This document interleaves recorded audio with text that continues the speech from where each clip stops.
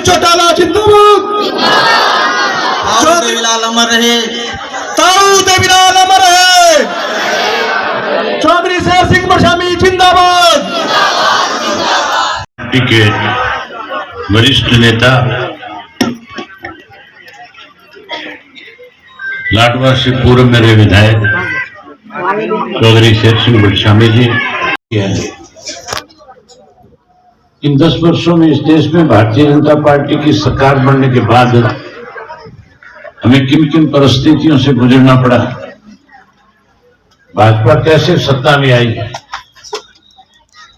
और सत्ता में आने के बाद भारतीय जनता पार्टी ने देश और प्रदेश के लोगों के साथ जो वायदे किए, कितने वायदे उनमें से पूरे हुए। आज फिर भाजपा एक नया नारा देश के लोगों के सामने लेकर के आई है। भाजपा के लोग कहते हैं 400 पार करना है, और दूसरी बात कहते हैं कि मोदी की गारंटी के ऊपर हमें वोट दो, हमने भारत को सशक्त भारत बनाना है। ये नहीं बताते साथियों कि 10 साल जब भारतीय जनता पार्टी का राज इस देश में रहा तो भाजपा ने कौन कौन से वायदे पूरे किए। ये भी नहीं बताते कि अगर हमारी आगे सरकार बन गई तो अगले 5 वर्ष में हमने इस देश के लोगों के लिए क्या काम करने हैं। जब बीजेपी के नेताओं से कोई पूछता है कि मोदी की कौन सी गारंटी की बात करते हो, तो एक ही बात करते हैं, 2047 के अंदर विकसित भारत बनाना है। जब 10 साल राज रहा तब तो विकसित बनाने की बजाय बेच दिया। आप रोजाना सोशल मीडिया पे देखते हो, टेलीविजन सुनते हो, अखबार और रेडियो में पढ़ते हो, सुनने का काम करते हो। मोदी की गवर्नमेंट बनने के बाद इस देश की रेल बेच दी गई। अडानी के नाम से इस देश में रेल चलने लगी, रेल के स्टेशन बढ़ा दिए गए। मोदी का राज बनने के बाद हवाई कंपनियां बेच दी, हवाई अड्डे बेच दिए। मोदी का राज बनने के बाद इंश्योरेंस की कंपनियां बेच दी। मोदी जी का राज बनने के बाद बैंक बेच दिए गए, और उसके साथ साथ 19 लाख करोड़ रुपए का कर्जा जो 2 लोगों के सर पे था, अंबानी और अडानी के सर पे, जो इन्होंने बैंकों से लोन ले रखा था, इनके 6 यूनिट दिखा करके इनका 19 लाख करोड़ का कर्जा माफ कर दिया गया। इनका तो 19 लाख का कर्जा, 19 लाख करोड़ का कर्जा माफ कर दिया। और देश के किसान को जो वायदा किया था कि आपका एमएसपी का कानून बनाएंगे, ना उसको एमएसपी का कानून दिया, और ना ही साथियों उसकी फसल के दाम 2022 में 2 गुना थे। केवल वायदा किया था, पूरा नहीं किया। पीछे जो 4 वायदे किए थे वो चारों बहुत बड़े वायदे थे। अगर वो चारों वायदे पूरे कर देते मोदी जी तो देश का हर व्यक्ति खुशहाल हो जाता। मोदी जी ने वायदा किया था कि 70 वर्ष में कांग्रेस के लोगों ने जो धन इस देश से लूट करके विदेश के बैंकों में जमा कराया, मैं उस पैसे को वापस लाऊंगा। और लोगों से आह्वान किया था और कहा था कि बैंकों में खाते खुलाओ, आप सबके खाते में 15-15 लाख रुपए जमा कराऊंगा। 10 साल बीत गए। जैनपुर बड़ा गांव है, हमारे गांव में तो सबके खाते में 15-15 लाख रुपए आगे होंगे।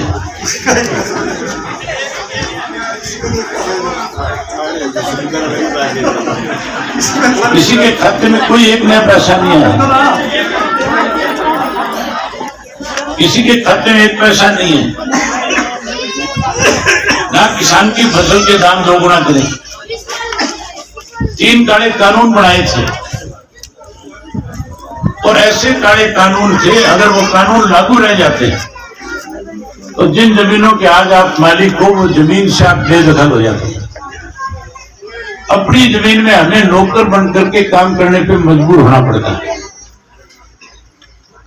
तीसरा वायदा था मोदी जी का पढ़े लिखे नौजवान बच्चों को रोजगार और नौकरी देने का। मोदी जी ने अपने मैनिफेस्टो में लिखा था कि 2 करोड़ बच्चों को हर साल रोजगार और नौकरी देंगे। मैं पूरे हरियाणा प्रदेश के एक गांव में जाकर के आया। आपके गांव में भी परिवर्तन यात्रा के दौरान में आया था। मैंने उस परिवर्तन यात्रा के दौरान 2000 से ज्यादा गांव में जाने का मुझे मौका मिला। और जब मैं गांव में गया तो लोगों के साथ मैंने बातचीत करी, खुल करके लोगों से पूछा कि आपके सामने क्या क्या कठिनाइयां हैं। हर गांव की अपनी अपनी दिक्कत थी। किसी गांव के लोग कह रहे थे पीने का पानी नहीं है, किसी गांव के लोग कह रहे थे हमारे गांव में स्कूल तो 12 तक का है, मास्टर नहीं है, इसकी वजह से बच्चों की पढ़ाई में दिक्कत है। बहुत सारे गांवों में ये शिकायत थी कि चौटाला साहब के टाइम में हमारे पीएचसी बन गए, सीएचसी बन गए, डिस्पेंसरी बन गई, लेकिन डॉक्टर नहीं है, इलाज के लिए बाहर जाना पड़ता। बहुत सारे गांव की सड़कें टूटी हुई थी। जब बुजुर्गों से मिलता था मैं गांव के अंदर जाकर के, तो उनकी शिकायत थी कि ये जो फैमिली आईडी बना दी, प्रॉपर्टी आईडी बना दी, इसकी वजह से हमारी पेंशन कट गई है। मैंने जब पूरे प्रदेश में इस बात की जानकारी ली कि कितनी पेंशन कटी है, तो बताया गया 5 लाख से ज्यादा बुजुर्गों की पेंशन काट दी। जब मैं गरीब आदमियों से मिलता था तो कह रहे थे हमारे पीले कार्ड काट दिए। हर आदमी परेशान था। एक चीज सामूहिक थी सब गांव में। हर गांव की तरफ से ये कहा गया कि मोदी ने कहा था 2 करोड़ को नौकरी लगाऊंगा। हमारे यहाँ नौकरी नहीं है, रोजगार नहीं है, इसलिए बच्चे जमीन बेच बेच करके विदेशों का रुख कर रहे, विदेश जा रहे हैं। कोई गांव ऐसा नहीं था जिस गांव से 100, 200, 400, 500 बच्चे विदेश ना गए। जैनपुर से भी गए होंगे, बहुत ज्यादा बच्चे चले गए। किसी भी साथी को जरूरत पड़े तो मुझे बता देना, चिट्ठी दे दी।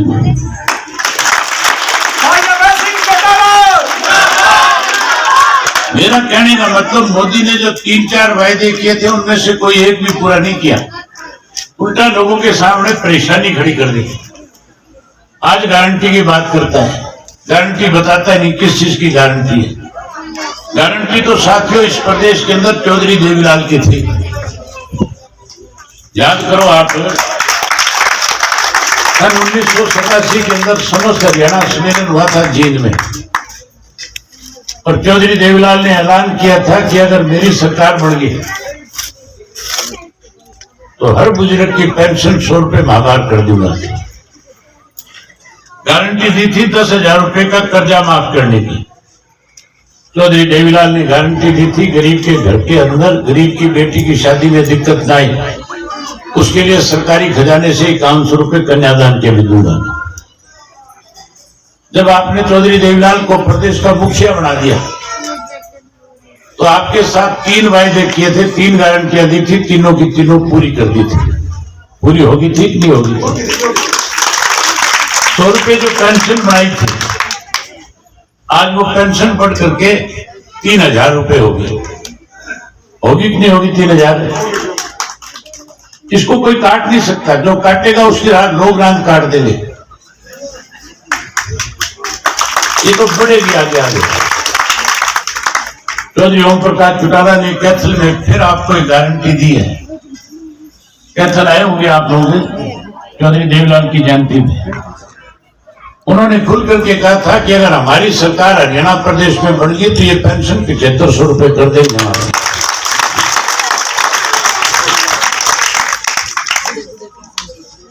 बड़ी हैरानी की बात है, मेरे सामने जो चुनाव लड़ने वाले हैं उनके पास लोगों के बीच में आकर के ये कहने की हिम्मत नहीं है कि हमने आपके लिए क्या काम किया, हम आगे आपके लिए क्या करना चाहते। मैं तो आपको ये कह करके वोट मांग सकता हूं कि चौधरी देवीलाल ने अनेक ऐसे काम आपके बीच में किए जिससे आम आदमी को फायदा मिला। मैं तो आपके बीच में ये कह के भी वोट मांग सकता हूं कि चौधरी ओम प्रकाश चौटाला ने सरकार आपके द्वार के तहत आपके गांव के अंदर लाखों